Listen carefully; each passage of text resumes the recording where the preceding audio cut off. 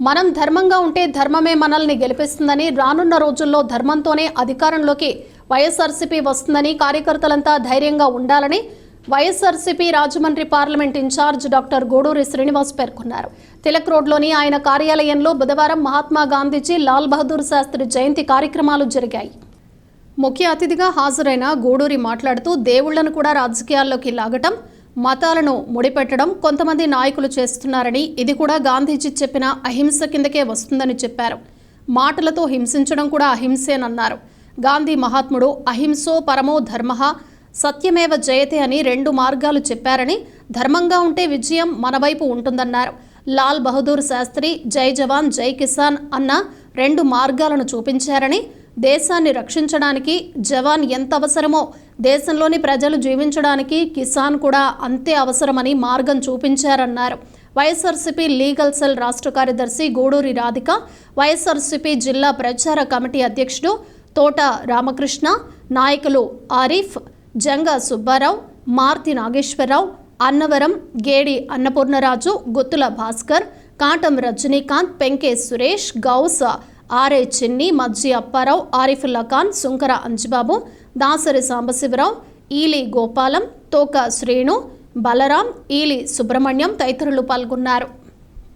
గాంధీజీ అంటే మనకు గుర్తొచ్చేవి 2 సత్యమేవ జయతే, అహింస పరమో ధర్మః.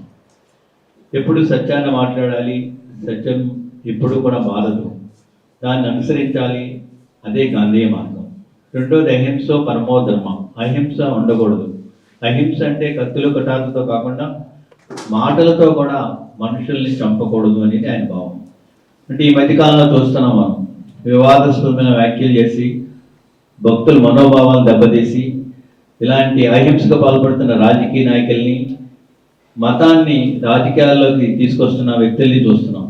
ఇటువంటి మనం తీవ్రంగా ఖండించాల్సిన అవసరం ఉంది. అదేవిధంగా ఇంకో 2వ మహానుభావుడు పుట్టినరోజు లాల్ బహదూర్ శాస్త్రి గారు. కష్టే ఫలి అనే దానికి అర్థం లాల్ బహదూర్ శాస్త్రి గారు, కష్టపడకుండా ఏది రాదు అని. చిన్న వ్యక్తి కూడా ఉన్నత స్థితికి వెళ్ళడానికి కారణం కష్టం.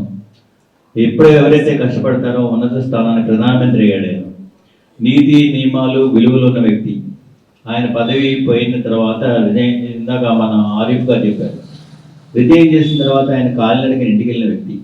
ఇలాంటి వ్యక్తులను స్ఫూర్తిగా తీసుకుని రాబోయే రోజుల్లో మనం అందరం కూడా వీరి మార్గాన్ని అనుసరించి మన పార్టీని విజయపథంలో నడిపిస్తూ రానున్న రోజుల్లో విజయం మందే అని చెప్పి ఘంటాపదంగా చెప్తూ, అందరూ కూడా ధైర్యంగా ఉండాలి, కష్టకాలంలో ఎప్పుడు కూడా డేలపడకూడదు, ధైర్యంగా ఉండాలి, విజయం మనది.